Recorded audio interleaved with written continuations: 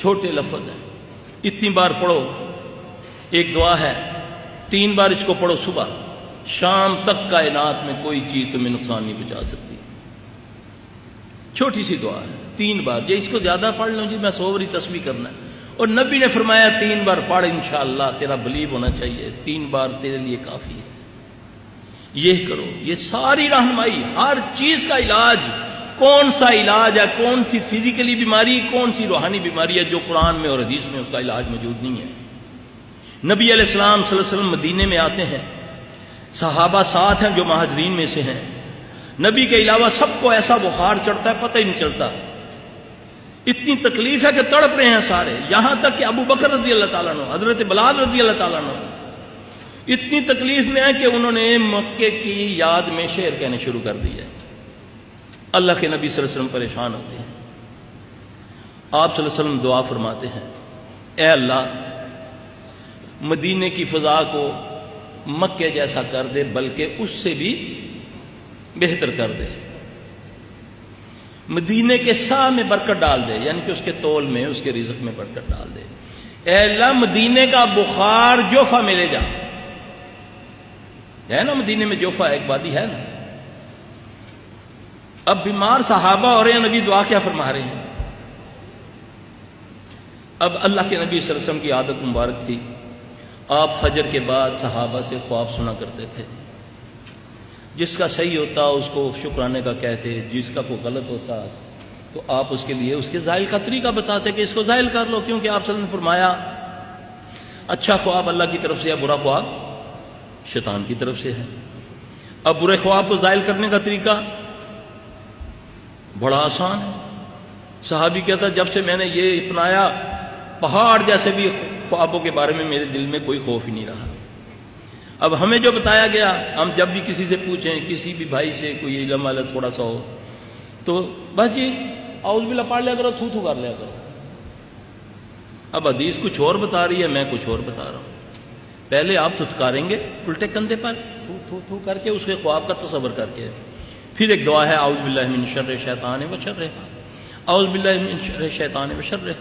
اس کو 3 بار پڑھیں گے، اس خواب کا اثر زائل ہو گیا. اگر برے خواب کو زائل نہیں کرو گے اس کا اثر 40 سال سے زیادہ معلق رہے گا، یعنی کہ ساری زندگی رہے گا. یہ میں اپنی طرف سے نہیں کہہ رہا، حدیث میں موجود ہے. برے خواب کو زائل کر لو. کتنے بھائی ہیں جن کو آتی ہے؟ رہنمائی تو دے گئے ہیں رسول اللہ صلی اللہ علیہ وسلم. اب اللہ کے نبی صلی اللہ علیہ وسلم صبح خواب مخاطب ہوتے ہیں تو صحابہ عرض کرتے ہیں، آپ نے پوچھا ہاں بھی کوئی خواب کسی کا؟ اس کی نہیں. آپ نے فرمایا آج میں نے ایک خواب دیکھا ہے. محمد صلی اللہ علیہ وسلم خواب سنانے لگے ہیں. میں رات کو پریشان تھا تو میں نے اللہ سے یہ دعا کی تو خواب دیکھتا ہوں کہ ایک دراز قد کی کالی سیاہ لمبی عورت، کالا لباس پہنے ہوئے، بال کھلے، مدینے سے بھاگتی جوفا کی طرف جا رہی ہے. یہ نقطہ سمجھے میرے بھائی. ہم اپنی کم علمی میں تو اس کو خاص کر جو ہمارے بھائی علم والے اب کہلاتے ہیں، زیادہ تر اللہ ماشاءاللہ سب تو نہیں، وہ جہالت کے انداز سے ان چیزوں کو رد کر دیتے ہیں. شیطان کا انکار بھی جو ہے نا وہ بھی کفر میں آتا ہے، کیونکہ شیطان اللہ نے پیدا کیا ہے تو قیامت تک کے لیے اللہ نے اس کو مہلت دی ہے، اس کو اللہ نے قوت دی ہے. ہم کہتے ہیں اللہ کو من شر ما خلق، میں تیری پناہ میں آیا، اس رب کی پناہ میں آیا جس نے وہ یہ شر پیدا کیا. شیطان بھی اللہ نے پیدا کیا ہے. اب اللہ کے نبی صلی اللہ علیہ وسلم کو آپ نے فرمایا، سنایا تو اس کے بعد ہی جتنے صحابہ بیمار تھے ساروں کو اللہ نے شفا دے دی. اب وہ کیا تھا؟ وہ بخار کیوں ہوا؟ وہ اسیبی بیمار تھا. اسیبی جن بیماریاں لگاتے ہیں، شیاطین جنوں کی وجہ سے بیماریاں لگتی ہیں. میری جو اسیسمنٹ ہے کم از کم نہیں تو 90% بیماریاں جنات لگاتے ہیں. وہ بیماریاں جن کو میڈیکل سائنس ثابت نہیں کر سکتی. آدمی کو بیماری موجود ہے لیکن وہ وہاں ہاتھ اٹھا لیتے ہیں، نہیں جی ہمیں سمجھ نہیں آ رہی، ٹیسٹ سارے صحیح ہیں.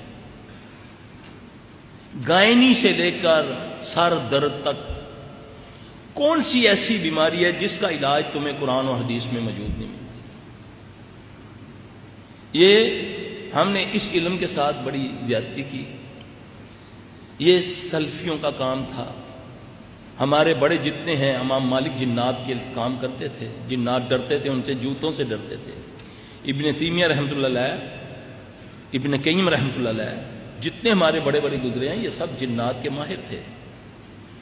جب آپ اپنے دشمن سے آگاہ ہوں گے تو اس کی چالیں بھی سمجھیں گے. پھر اس کو بچنے کے لیے جو آپ کا رہنما دیا اللہ نے، وہ اللہ نے دیا، اس کا نام محمد صلی اللہ علیہ وسلم ہے.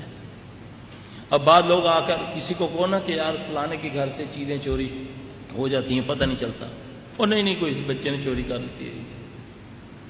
ایسا ہی ہوتا ہے نا، شیطان ادھر آنے نہیں دیتا. صحابی سے پڑھ کر جس کے پاس نبی کی امانت ہے. قصہ سنا ہوا نا آپ نے، وہ واقعہ سنا ہوا نا حضرت ابو ہریرہ رضی اللہ عنہ کا. اس میں بھی ہم نے اس حدیث کے ساتھ کوتاہی کی، اس میں کمی کر دی ہم نے. وہ پوری حدیث جو تفسیر ابن کثیر کے اندر ہے وہ اس طرح ہے، یعنی کہ جب تک آپ کسی بات کو، کسی آیت کو پورا انداز سے بیان نہیں کریں گے وہ سمجھ نہیں آئے گی. اپنے مطلب کا یا اکتاہٹ کے ساتھ وہ جو تمہیں سمجھ نہیں آئی وہ اس حصے کو کاٹ کے آگے بیان کریں گے. تو علم رکھتے ہوئے نہیں سمجھ سکتا تو جو اس کو کم علم والے پڑھیں گے اس کو کیسے سمجھ آئے گی؟ نبی کی بات کو منعن جیسے ہے سمجھاؤ. ہو سکتا ہے کہ اللہ جس نے تو نے لکھا تجھے نہ وہ سمجھ دی ہو، جو پڑھے اس کو اللہ سمجھ دے دے، کیونکہ علم کسی کی وراثت نہیں ہے، یہ اللہ کی عطا ہے، جسے چاہے وہ عطا کر دے. اب وہ حدیث اس طرح ہے کہ ابو ہریرہ رضی اللہ عنہ کے پاس اللہ کے نبی نے امانتیں رکھوائیں جس میں فطرانہ اور صدقات تھے. تو وہ روزانہ پہرا تو صحیح دے رہے ہیں لیکن پریشان ہیں کہ مال کم ہوتا جا رہا ہے، بڑے پریشان ہیں. اللہ کے نبی کی خدمت میں حاضر ہوتے ہیں، عرض کرتے ہیں یا رسول اللہ صلی اللہ علیہ وسلم میں تو بڑی تنہائی سے دیتا ہوں، پہرا دیتا ہوں، مگر مجھے نہیں سمجھ آ رہی کہ مال کم ہوتا جا رہا ہے. رسول اللہ صلی اللہ علیہ وسلم نے اسے فرمایا کہ تو یہ پڑھ، سبحان من سخرک لمحمد صلی اللہ علیہ وآلہ وسلم. یہ لفظ پڑھے. ابو ہریرہ رضی اللہ عنہ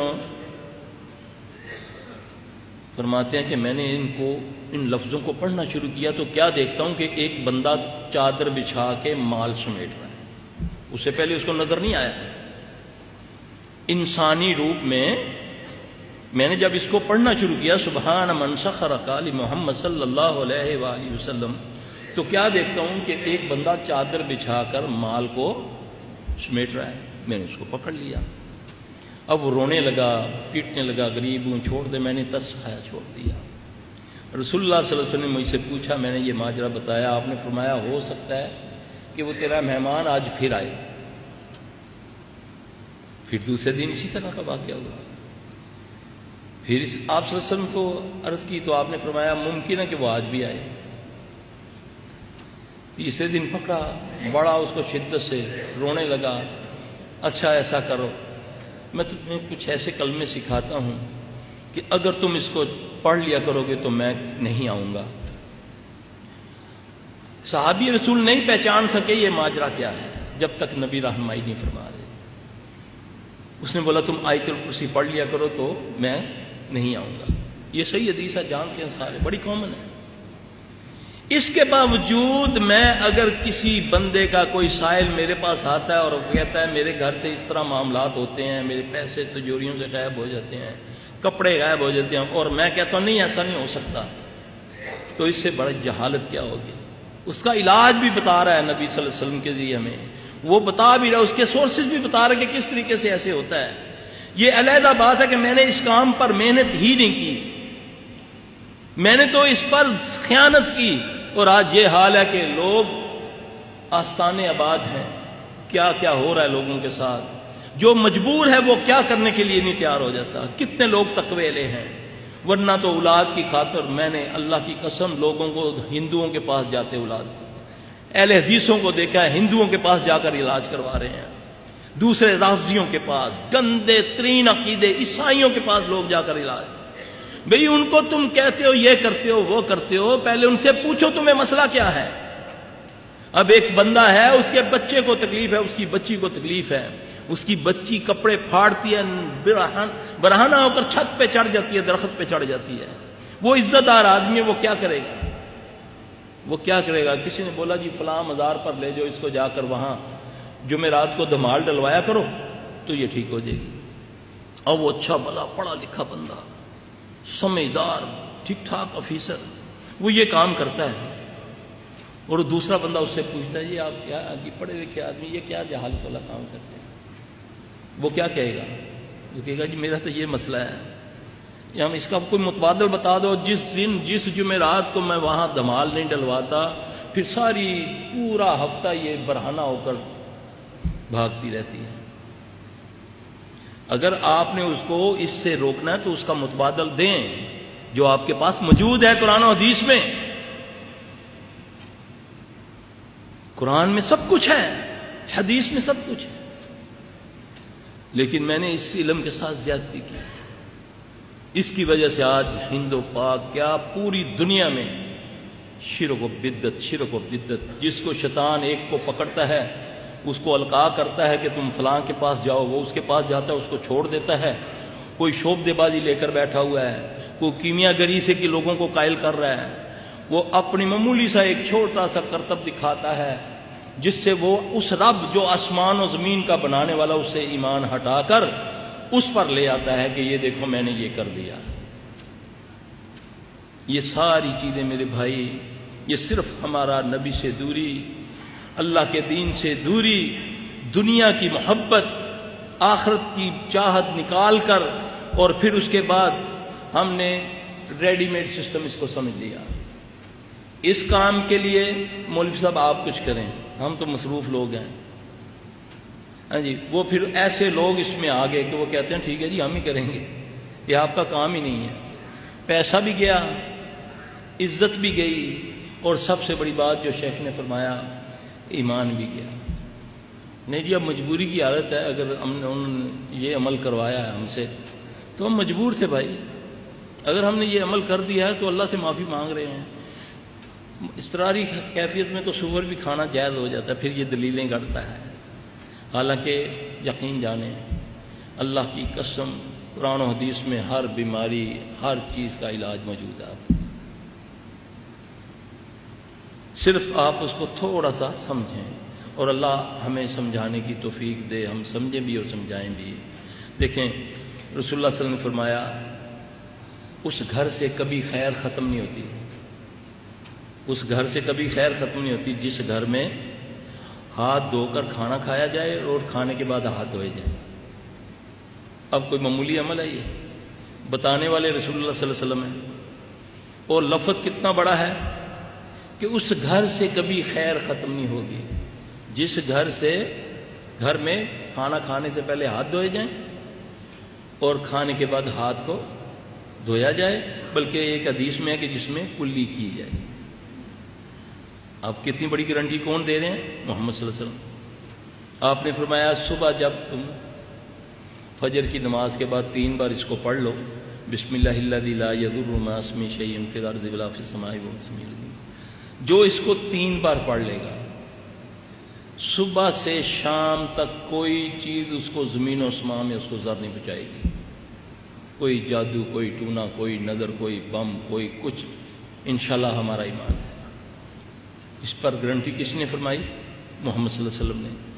کتنے ہمارے بھائی ہیں جو پڑھتے ہیں؟ آپ صلی اللہ علیہ وسلم نے فرمایا جس نے صبح کی نماز پڑھ لی جماعت کے ساتھ وقت پر، اللہ کی طرف سے اس پر گارنٹی آ جاتی ہے کہ اے بندے تو میری ایمان میں آ گیا۔ جو نہیں پڑھتا شیطان اس کے کان میں آ کے پیشاب کر دیتا ہے، یہ حدیث ہے۔ جو نہیں پڑھتا فجر کی نماز، شیطان اس کے کان میں آ کے پیشاب کر دیتا ہے۔ یہ کہاوتیں نہیں ہیں، جیسے آپ نے فرمایا نا کہ بسم اللہ سے کھانے سے پہلے بسم اللہ پڑھ لیا کرو، سیدھے ہاتھ سے کھایا کرو۔ جو بسم اللہ نہیں پڑھتا بلکہ شیطان بھی اس کے ساتھ کھانا کھاتا ہے، ریئلی جنات اس کے ساتھ کھانا کھاتے ہیں، شیطان جن ہوتے ہیں نا، وہ کھاتے ہیں، ہمیں نظر نہیں آتے۔ ہم کہتے ہیں نا ہمارے گھروں میں برکتیں نہیں ہیں، پیسے بڑے کماتے ہیں لیکن سمجھ ہی نہیں آتی کہاں جاتا ہے۔ خیریں خیریں ملیں گی صرف محمد صلی اللہ علیہ وسلم کی باتوں پر عمل کر کے. یہ تکلیفیں بیماریاں